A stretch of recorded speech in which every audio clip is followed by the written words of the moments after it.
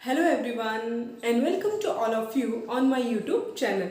So I am Vinita, your chemistry educator, and here I am providing you the best content of chemistry for your better preparation. So students, जैसा कि अभी तक हमने previous video में alkene की कुछ electrophilic addition reaction देखी थी, जिसमें हमने कल की वीडियो में बात की थी कि कैसे ब्रोमीन एल्कीन के साथ एंटी एडिशन देती है। तो स्टूडेंट्स, आज के इस पर्टिकुलर वीडियो में मैं आपको सिखाऊंगी कि कैसे HBr की रिएक्शन एल्कीन के साथ करवाने पर इलेक्ट्रोफिलिक एडिशन रिएक्शन दी जाती है। आज हम इसके साथ ही Markovnikov and anti Markovnikov rule के बारे में डिटेल में डिस्कशन करेंगे और इनसे रिलेटेड जितने भी इंपॉर्टेंट क्वेश्चन है उनको सॉल्व करेंगे। तो प्लीज वीडियो में एंड तक बनी रहेगा। चलिए फिर इसी के साथ शुरू करते हैं आज का हमारा ये बहुत ही इंटरेस्टिंग टॉपिक, जिसका नाम है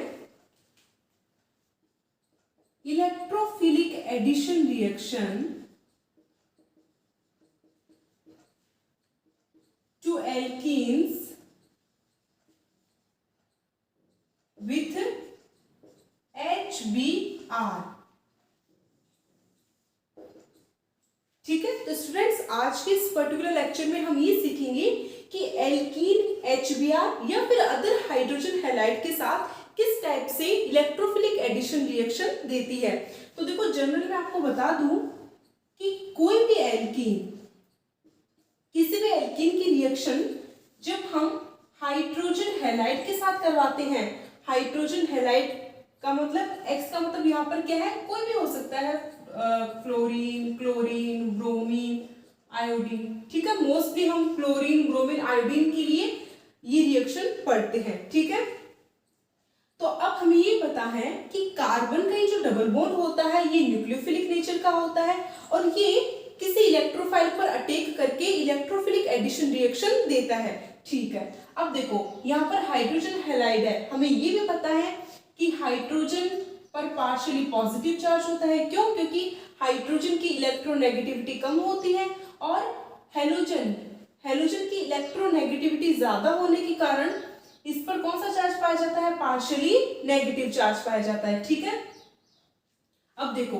अब एल्कीन हाइड्रोजन हैलाइड के साथ रिएक्शन कैसे करते हैं, तो आपके पास दो कंडीशन है। या तो आप डायरेक्ट ऐसे भी करवा सकते हो कि बॉन्ड जो डबल बॉन्ड है ना, वो इस इलेक्ट्रोफाइल, यहाँ पर इलेक्ट्रोफाइल कौन है, हाइड्रोजन है ना, इस इलेक्ट्रोफाइल पर अटैक करेगा और यहाँ से बिकॉज हेलोजन की इलेक्ट्रोनेगेटिविटी हाइड्रोजन से ज्यादा होती है, तो जैसे ही डबल बॉन्ड हाइड्रोजन पर अटैक करता है वैसे ही यहाँ से ये हेलोजन अपने बॉन्ड के इलेक्ट्रॉन लेकर बाहर निकल जाता है X- के रूप में। ठीक है, अगर आपको इस टाइप से अगर इस चीज को समझने में थोड़ी प्रॉब्लम होती है तो आप ऐसे भी कर सकते हैं। सेकंड तरीका एक ये भी है कि आपको इतना पता है कि यहाँ पर दोनों कार्बन सेम है। ठीक है, तो बॉन्ड के इलेक्ट्रॉन आप किसी भी एक कार्बन पर शिफ्ट कर दीजिए। मान के चलो मैंने इस कार्बन पे यहाँ पर डबल बॉन्ड के इलेक्ट्रॉन शिफ्ट कर दिए, तो अब इस कार्बन पर तो कैसा चार्ज आ गया है, नेगेटिव, और बिकॉज इस कार्बन से बॉन्ड के इलेक्ट्रॉन इस कार्बन पर चले गए ना, तो इस पर तो नेगेटिव चार्ज आ गया और दूसरे वाले कार्बन पर पॉजिटिव चार्ज आ गया। अब आपको एक सिंपल सा फंडा याद रखना है कि हमेशा नेगेटिव चार्ज तो पॉजिटिव चार्ज वाले के साथ रिएक्शन करेगा और पॉजिटिव चार्ज वाला नेगेटिव चार्ज वाले एटम के साथ रिएक्शन करेगा। अब देखो, जैसे ही इस कार्बन पर नेगेटिव चार्ज आया, अब ये नेगेटिव चार्ज क्या करेगा, इस हाइड्रोजन को अपनी तरफ अट्रैक्ट करेगा। जैसे ही इस नेगेटिव चार्ज ने इस हाइड्रोजन को अपनी तरफ अट्रैक्ट किया, वैसे ही यहाँ से हेलोजन अपने इलेक्ट्रॉन लेकर X- के रूप में बाहर निकल जाएगा। तो हमारे पास क्या इंटरमीडिएट बनेगा यहाँ पर, अब देखो इलेक्ट्रोफिलिक एडिशन हुआ है तो डबल बॉन्ड किस में कन्वर्ट हो गया, सिंगल बॉन्ड में। ये कार्बन ऐसे का ऐसे और इस कार्बन से कौन जुड़ गया, एक हाइड्रोजन जुड़ गया। ठीक है, और इस वाले कार्बन पर कौन सा चार्ज आ गया, पॉजिटिव चार्ज आ गया। इसका मतलब कि मोस्टली जब हम एल्कीन की रिएक्शन हाइड्रोजन हैलाइड के साथ करवाते हैं तो नॉर्मल कंडीशन में हमें कौन सा इंटरमीडिएट मिलता है, कार्बोकैटायन मिलता है। पता है ना हमें कि जब कार्बन पर पॉजिटिव चार्ज हो तो इस टाइप के इंटरमीडिएट को कार्बोकैटायन कहा जाता है। और कोई कार्बोकैटायन जितना ज्यादा स्टेबल होता है ना, वो रिएक्शन उतनी ही ज्यादा फास्टली होती है। ये चीज आप ध्यान में रखेंगे। अब देखो, जैसे ही कार्बन पर पॉजिटिव चार्ज आया, अब कोई भी स्पीशीज अपने ऊपर ज्यादा देर तक पॉजिटिव चार्ज रखना पसंद नहीं करती। अब यहाँ पर पॉजिटिव चार्ज है, अब इस पर कौन आके अटैक करेगा? कोई भी न्यूक्लियोफाइल। न्यूक्लियोफाइल का मतलब कोई ऐसा एटम जिसके ऊपर नेगेटिव चार्ज या फिर लोन पेयर प्रेजेंट है। अब देखो, इस रिएक्शन में हमें बाहर से कोई न्यूक्लियोफाइल डालने की जरूरत नहीं है। क्यों? क्योंकि यहाँ पर रिएक्शन के अंदर ये जो X माइनस निकला है ना, ये X माइनस ही, X माइनस का मतलब Cl minus, Br minus, I minus, ये ही क्या करेगा? ये X माइनस जो है ना, ये एक न्यूक्लियोफाइल की तरह काम करेगा और इस कार्बन पर अटैक करेगा। ठीक है, तो जैसे ही यहाँ पर X माइनस ने इस कार्बोकेटाइन पर अटैक किया, तो इस कार्बन से क्या जुड़ गया? एक हैलोजन जुड़ गया। ठीक है, और ये हमारा क्या बन गया? फाइनल प्रोडक्ट बनकर तैयार हो गया। तो स्टूडेंट, जैसा कि आप देख पा रहे हैं कि किसी एल्कीन पर जब हम हाइड्रोजन हैलाइड का इलेक्ट्रोफिलिक एडिशन करवाते हैं, तो ये पूरी प्रोसेस 2 स्टेप्स में कंप्लीट होती है। पहला स्टेप तो क्या है? फर्स्ट स्टेप में तो इलेक्ट्रोफाइल का अटैक होता है ऑन डबल बॉन्ड। पहले तो डबल बॉन्ड पे क्या होगा? इलेक्ट्रोफाइल का अटैक होगा। ठीक है, जिससे क्या बनेगा? एक इंटरमीडिएट बनेगा कार्बोकेटाइन। ये एक इंटरमीडिएट बन गया। अब सेकंड स्टेप में क्या होता है? सेकंड स्टेप में कार्बोकेटाइन पर न्यूक्लियोफाइल, न्यूक्लियोफाइल का मतलब हैलाइड आयन, कोई हैलाइड आयन हो सकता है, Cl minus, Br minus, I minus, जाकर जुड़ जाता है, अटैक कर देता है। तो सेकंड में क्या होता है? अटैक ऑफ न्यूक्लियोफाइल और halide ion on carbocation. Carbocation पर हैलाइड आयन का या फिर किसी न्यूक्लियोफाइल का अटैक हो जाता है और लास्ट में हमें क्या मिल जाता है? एक एडिशन प्रोडक्ट मिल जाता है। तो ओवरऑल आप सिंपल तरीके से ऐसे पता कर सकते हो कि अगर आपको कार्बन कार्बन डबल बॉन्ड पर किसी भी कंपाउंड का, किसी भी इलेक्ट्रोफाइल का एडिशन करवाना हो ना, तो एडिशन करवाने के लिए हमें क्या करना पड़ेगा? इस एक बॉन्ड को तोड़ना पड़ेगा। क्यों तोड़ना पड़ेगा? क्योंकि कार्बन की चारों वैलेंसी कंप्लीट है। यहाँ पर भी कार्बन ने 1 2 3 4 बना रखे हैं, इस कार्बन ने भी 1 2 3 4 बना रखे हैं। ठीक है, तो जब वैकेंसी खाली नहीं होगी तो यहाँ पर कोई एटम, कोई ग्रुप आके जुड़ेगा नहीं। तो सिंपल सा है, जब भी आप HX का एडिशन करवाओ तो एक बॉन्ड को हटा दो। ठीक है, बिकॉज दोनों ग्रुप सेम ही हैं। किसी एक कार्बन के साथ हाइड्रोजन जोड़ दो और किसी दूसरे कार्बन के साथ हेलोजन जोड़ दो, तो आपको क्या मिल जाएगा? एक न्यू प्रोडक्ट मिल जाएगा। और इसी टाइप की रिएक्शन को हम इलेक्ट्रोफिलिक एडिशन रिएक्शन कहते हैं। इलेक्ट्रोफिलिक क्यों कहा? क्योंकि यहाँ पर डबल बॉन्ड के ऊपर इलेक्ट्रोफाइल का एडिशन हो गया, इसीलिए इसे इलेक्ट्रोफिलिक एडिशन रिएक्शन कहा जाता है। ये तो कब था? जब एल्कीन कैसी हो? सिंपल एल्कीन हो, यानी in case of saturated simple alkene. Saturated का मतलब अगर डबल बॉन्ड के दोनों तरफ सेम ग्रुप प्रेजेंट हो ना, देखो यहाँ पर भी डबल बॉन्ड के दोनों तरफ सेम ग्रुप प्रेजेंट है। मान के चलो यहाँ पर हाइड्रोजन हाइड्रोजन लगा दी मैंने। ठीक है, तो यहाँ पर भी डबल बॉन्ड के इस तरफ CH2 ग्रुप और यहाँ पर भी डबल बॉन्ड के इस तरफ CH2 ग्रुप है। तो अगर डबल बॉन्ड के दोनों तरफ सेम ग्रुप प्रेजेंट होना, तो इस टाइप के एल्कीन को हम सैचुरेटेड एल्कीन कहते हैं। और सैचुरेटेड एल्कीन पर इलेक्ट्रोफाइल का एडिशन कुछ इस प्रकार से होता है। इतना आपको समझ में आया? अगर इतना समझ में आ गया तो फटाफट इसको नोट डाउन कर लो, बहुत सिंपल तरीके से बताया है। ठीक है, अब सेकंड बात ये आती है कि अगर एल्कीन अनसैचुरेटेड हो, मतलब डबल बॉन्ड के दोनों तरफ डिफरेंट डिफरेंट ग्रुप प्रेजेंट हो, तो उस कंडीशन में आप इलेक्ट्रोफिलिक एडिशन कैसे करवाएंगे? चलिए देखते हैं। अब हम देखते हैं कि अनसैचुरेटेड एल्कीन पर HBr का एडिशन कैसे होता है या फिर हाइड्रोजन हैलाइड का एडिशन कैसे होता है। तो स्टूडेंट, जब सैचुरेटेड एल्कीन थी तो आपको तो क्या करना था? बस बीच में एक बॉन्ड हटाना था और एक कार्बन पर हाइड्रोजन और एक कार्बन पर कोई भी हेलोजन, जैसे फॉर एग्जांपल ब्रोमीन को ऐड करना था। वो तो बहुत सिंपल काम था। बट अगर हमारे पास एल्कीन अनसैचुरेटेड आ जाए, तो अब उस कंडीशन में आप HBr का एडिशन कैसे करवाओगे? ठीक है, क्वेश्चन ये उठता है कि अगर आप इस डबल बॉन्ड को हटाते हो तो कौन से कार्बन पर तो हाइड्रोजन को जोड़ोगे और कौन से कार्बन पर ब्रोमीन को जोड़ोगे? तो स्टूडेंट्स, इस प्रॉब्लम को सॉल्व करने के लिए हमारे पास 2 रूल हैं। वो 2 रूल कौन कौन से हैं? पहला तो है मार्कोनिकॉव रूल जो कि काफी पॉपुलर, आप लोगों ने सुना भी होगा। और सेकेंड रूल है anti Markovnikov's rule. I hope ये दोनों नाम ही आपने सुने हैं। और एंटी मार्कोनिकॉव रूल को तो पेरोक्साइड इफेक्ट के नाम से भी जाना जाता है। ठीक है, चलो तो अब देखते हैं कि किसी अनसैचुरेटेड एल्कीन पर HBr का एडिशन करवाने के लिए कैसे मार्कोनिकॉव रूल और एंटी मार्कोनिकॉव रूल हमारी मदद करते हैं। सबसे पहले बात आती है मार्कोनिकॉव रूल की। तो बेटा मार्कोनिकॉव क्या थे, एक साइंटिस्ट थे और उन्होंने अनसैचुरेटेड एल्कीन पर HBr के एडिशन के लिए एक रूल प्रेडिक्ट किया था। उन्हीं के नाम पर इसको मार्कोनिकॉव रूल या फिर एंटी मार्कोनिकॉव रूल के नाम से जाना जाता है। मार्कोनिकॉव रूल कहता है कि अगर आपके पास कोई अनसैचुरेटेड एल्कीन आ जाए तो उस कंडीशन में आप हाइड्रोजन को उस कार्बन के साथ ऐड करोगे जिस कार्बन पर पहले से ही मोर हाइड्रोजन प्रेजेंट है।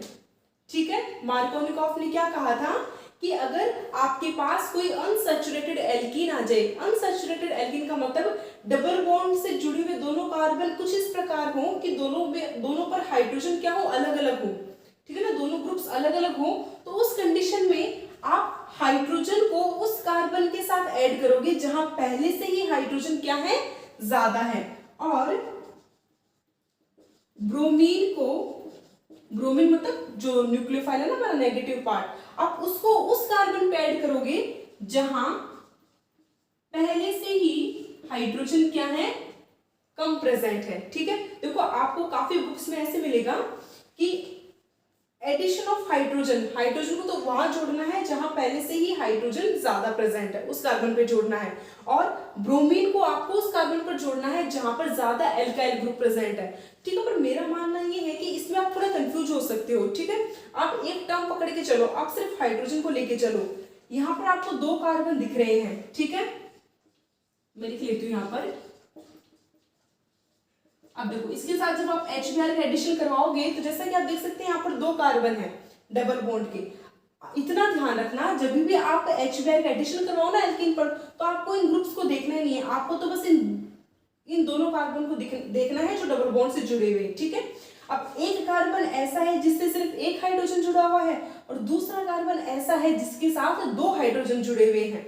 ठीक है, तो मार्कोनिकॉव रूल क्या कहता है, मार्कोनिकॉव रूल कहता है कि आप हाइड्रोजन को उस कार्बन के साथ जोड़ो जहां पहले से ही हाइड्रोजन क्या है, ज्यादा है।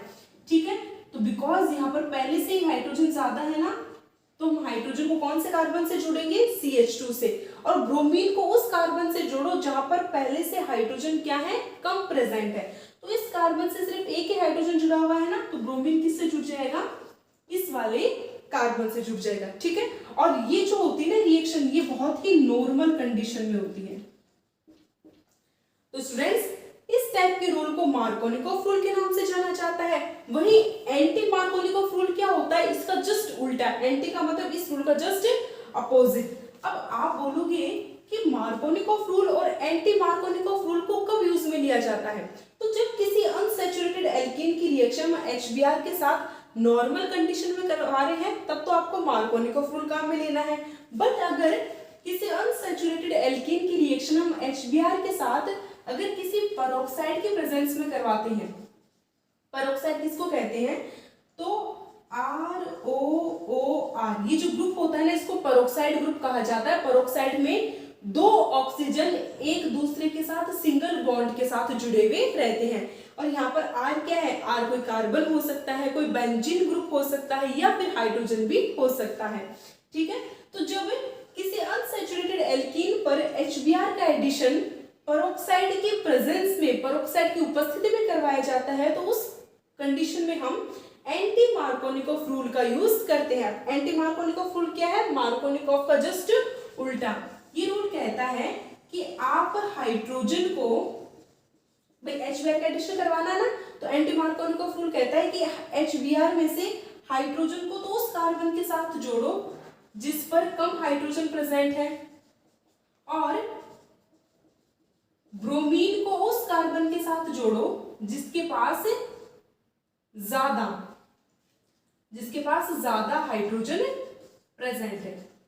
ठीक है, ये रूल कौन सा रूल कहलाता है? Anti Markovnikov rule. आप देख सकते हो ये जस्ट इसका अपोजिट है। ठीक है, तो अब देखो अगर इस यहाँ पर इस एल्कीन की रिएक्शन HBr के साथ हम करवा रहे हैं और अगर यहाँ पर कोई भी पेरोक्साइड अगर हम लिख दें तो अब यहाँ पर HBr का एडिशन कैसे होगा?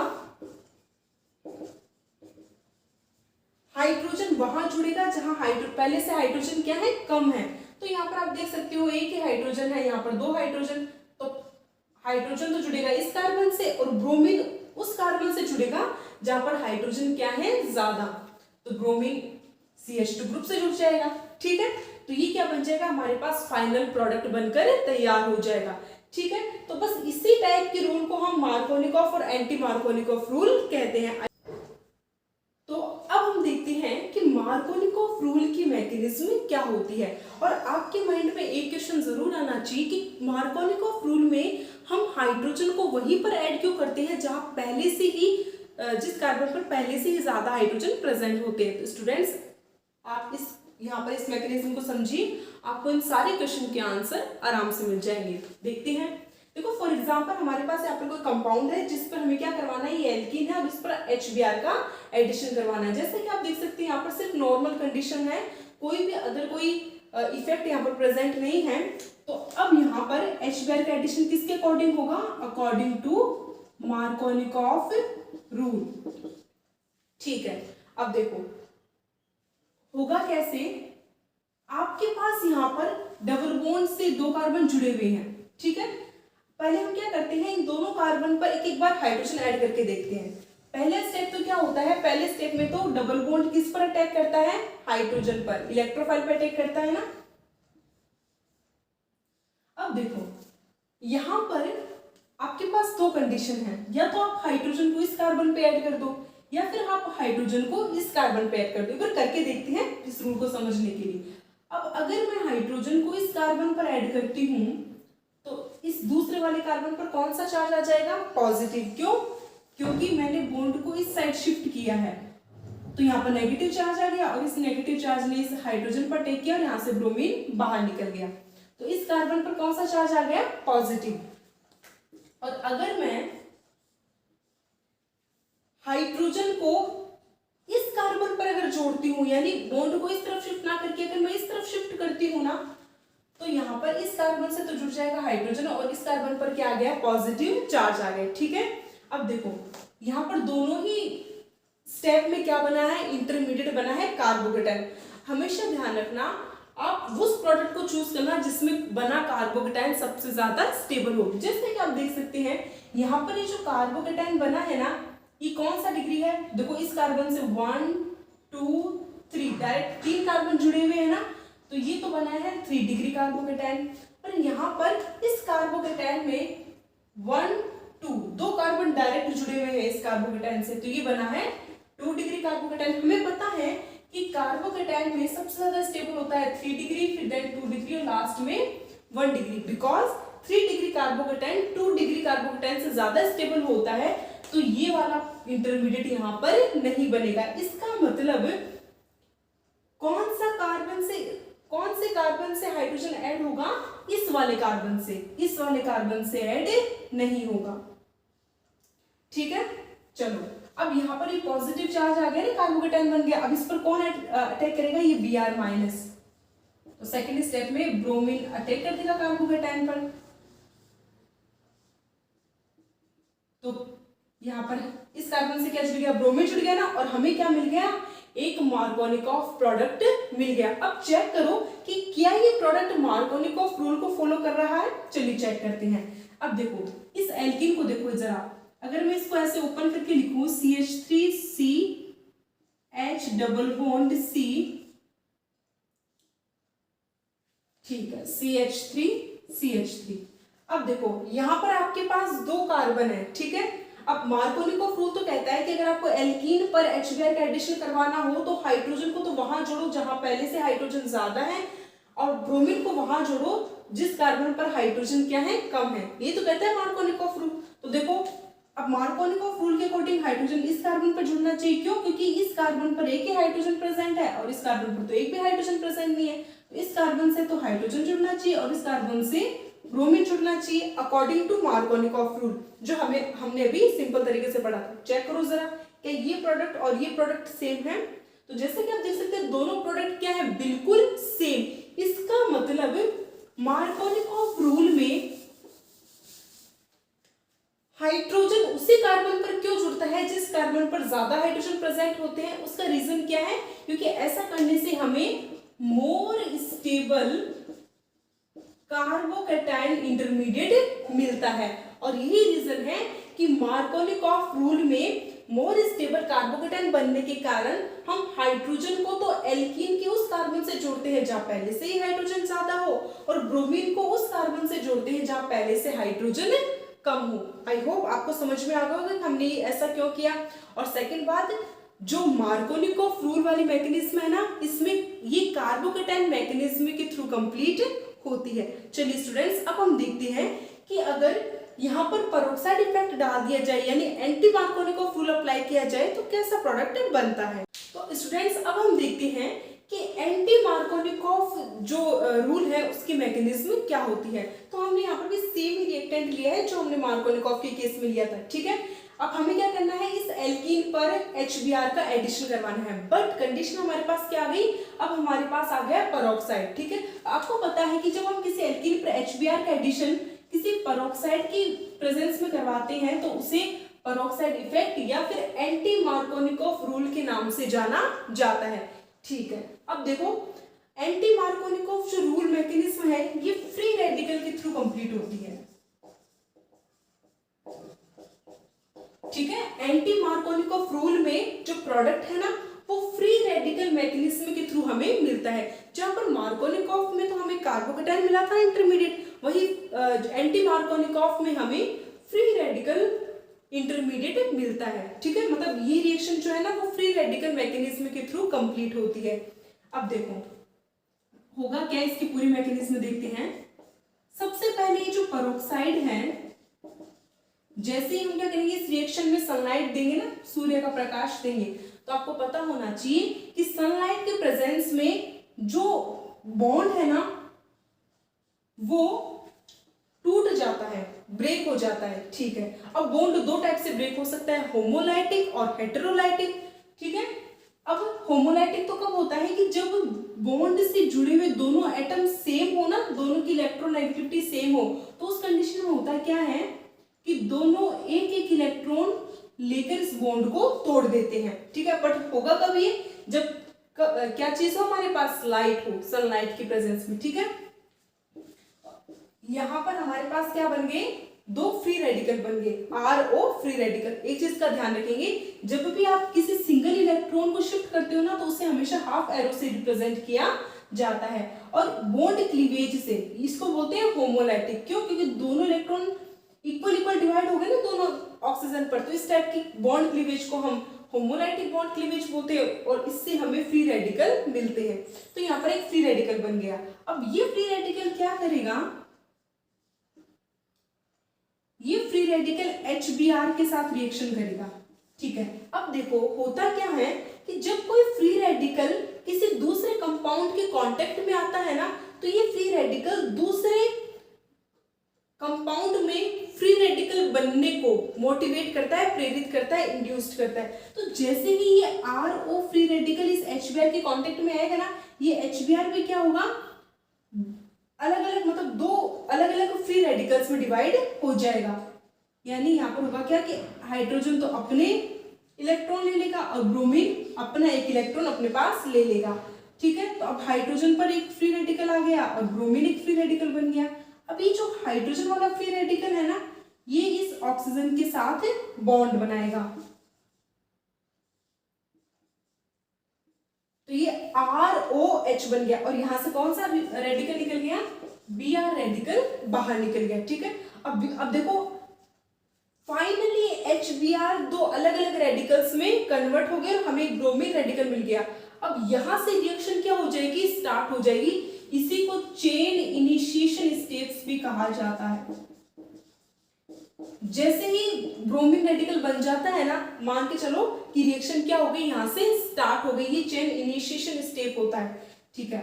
अब ये Br रेडिकल क्या करेगा, अब ये Br रेडिकल इस एल्कीन के साथ रिएक्ट करेगा, ठीक है। वही बात आ गई कि जब किसी कंपाउंड के पास कोई रेडिकल आ जाए तो ये रेडिकल क्या करता है, इस बॉन्ड को टूटने पर मजबूर कर देता है और इसके रेडिकल बनने को, मतलब बनाने के लिए इसको इंड्यूस्ड करता है, ठीक है ना।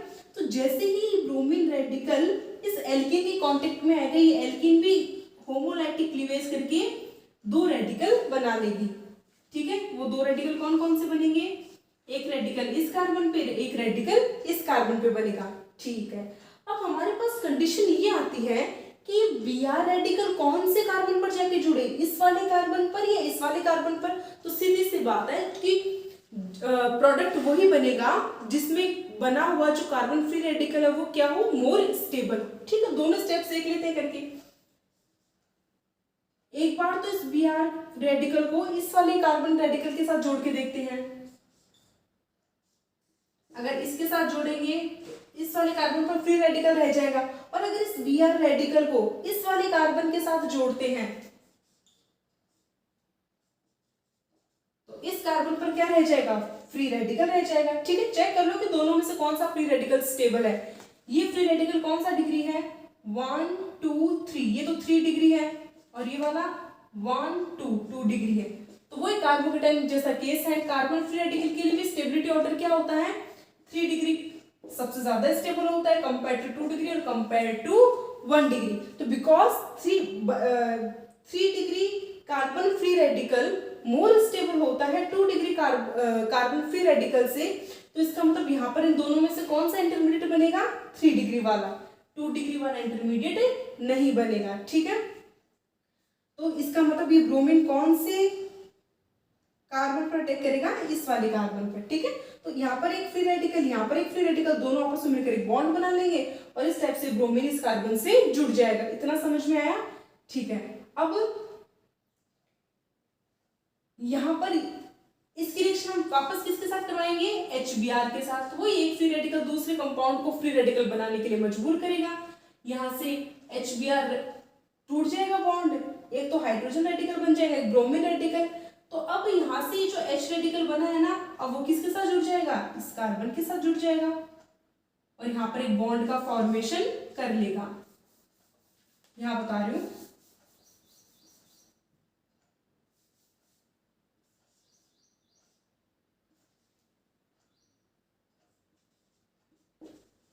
तो इस प्रकार इस कार्बन से क्या जुड़ गया, हाइड्रोजन जुड़ गया और हमें फाइनली क्या मिल गया, हमारा प्रोडक्ट मिल गया। तो चेक करते हैं कि क्या ये बना हुआ प्रोडक्ट एंटी मार्कोनिकोव रूल को फॉलो कर रहा है।